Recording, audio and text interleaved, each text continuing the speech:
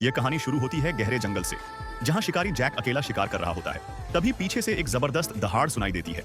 Jack तुरंत rifle उसी तरफ करता है, लेकिन तब तक बहुत देर हो चुकी होती है।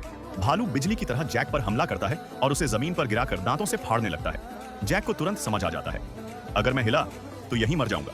कुछ सेकंड बाद भालू रुक जाता है। उसे लगता है कि शिकार मर चुका है। वह पीछे जाकर अपने बच्चे को चेक करता है। यही जैक के लिए गोल्डन मौका होता है।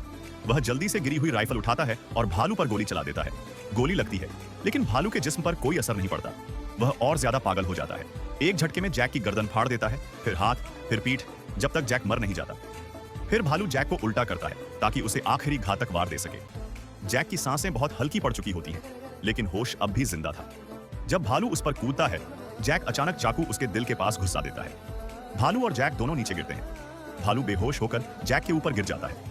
इसी समय जैक की टीम उसे जंगल में ढूंढते हुए पहुंच जाती है। जैक जिंदा था, लेकिन बस सांस चल रही थी। सर से पैर तक खून ही खून।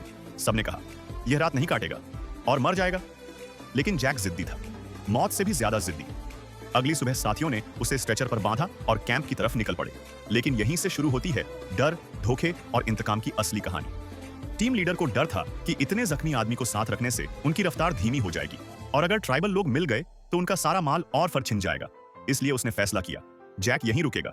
जो जैक के साथ रहेगा उसे $100 मिलेंगे। जैक का बेटा जूनियर जैक और दो साथी मार्क और मिस्टर ली उसके साथ रुक गए। जैसे ही टीम आगे बढ़ी, मार्क की नीयत बदल गई। वह जैक के बिल्कुल पास जाकर कहता है, तू जिंदा रहकर सबको खतरे में डाल रहा है। आज या तो तू मरेगा या हम। और फिर मार्क जैक का मुंह दबाकर उसे घोंटने लगता है। लेकिन उसी वक्त जूनियर आ जाता है और राइफल के बट से मार्क को दूर फेंक देता है। जूनियर जोर से मिस्टर ली को बुलाता है, लेकिन वह इनएक्सपीरियंस्ड था। कुछ ही सेकंड में मार्क ने राइफल छीन ली और चाकू सीधा जूनियर के सीने में घोंप देता है। जूनियर जमीन पर गिरता है और मर जाता है। यह सब जैक खुली आंखों से देख रहा होता है, लेकिन उसका शरीर उसका साथ नहीं देता। वह कुछ कर ही नहीं सकता।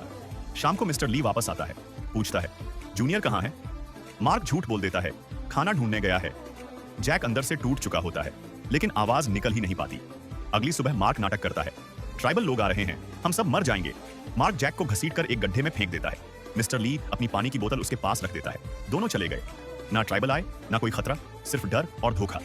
जैक गड्ढे से निकलकर अपने बेटे जूनियर की लाश ढूंढता है और उसके कान के पास आखिरी बार कुछ शब्द फुसफुसाता है।